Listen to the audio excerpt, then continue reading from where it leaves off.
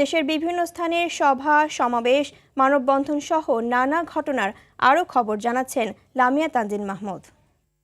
RFL gas stove hassle free auto ignition নিশ্চিত করে ঝামেলাহীন রান্না। আরএফএল গ্যাস স্টোভ নিরাপদ ও ঝামেলাহীন।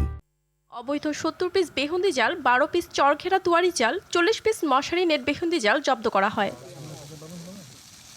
টাঙ্গাইলের নাগরপুরে অভিযান চালিয়ে ফসলি জমি ও নদী থেকে অবৈধভাবে মাটি কাটার অভিযোগে ১১টি মাটিবাহী ট্রলি জব্দ করেছে উপজেলা প্রশাসন।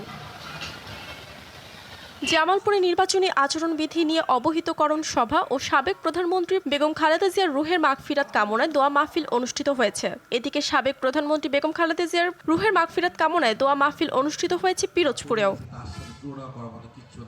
বরগুনায় নির্বাচনী পরিবেশ ও আইন শৃঙ্খলা রক্ষায় অভিযান পরিচালনা করেছে যৌথ বাহিনী। পরিবেশের ভারসাম্য রক্ষা ও নদী পুনরুজ্জীবিত করার লক্ষ্যে ঝিনাইদহ জেলা প্রশাসন ও পানি উন্নয়ন বোর্ডের আয়োজনে শুরু হয়েছে নবগঙ্গা নদী পরিচ্ছন্নতা অভিযান। ন্যায় বিচারের দাবিতে জীবন উৎসর্গকারী শহীদ ওসমান হাদির স্মৃতিকে হৃদয়ে ধারণ করে তার নিজ জেলা ঝালকাঠিতে স্মরণে প্রদর্শনী কর্মসূচি পালন করেন বিভিন্ন শ্রেণী পেশার মানুষ। চামড়া শিল্পের শ্রমিকদের জন্য সরকার ঘোষিত ন্যূনতম মজুরি বাস্তবায়নের দাবিতে সাভারের বিসিক চামড়া শিল্প নগরী মূল ফটকের সামনে আঞ্চলিক সড়ক অবরোধ করে কর্মবিরতি ও বিক্ষোভ মিছিল পালন করেছে ট্যানারি শ্রমিকরা।